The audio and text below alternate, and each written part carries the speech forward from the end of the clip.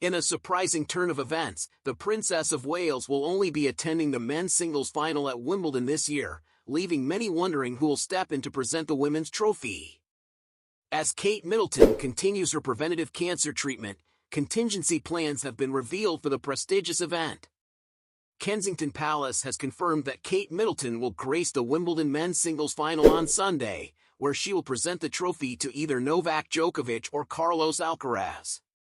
This will mark her first public appearance since June's Trooping the Colour.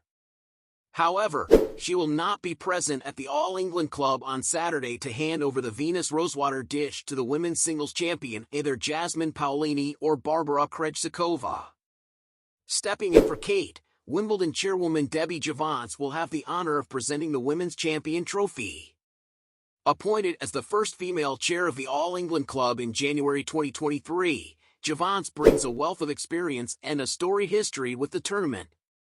She was a former player who won the Wimbledon Junior Tournament as a teenager and competed in 10 Grand Slams between 1979 and 1983.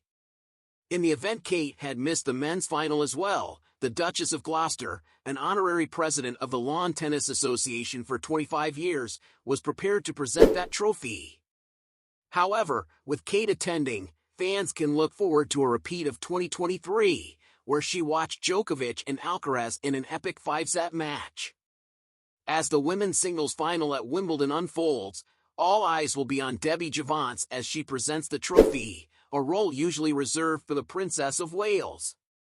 Kate Middleton's presence at the men's final ensures a touch of continuity and tradition amidst her ongoing health treatments. Tennis enthusiasts and royal watchers alike will be eagerly tuning in to witness the conclusion of another thrilling Wimbledon tournament.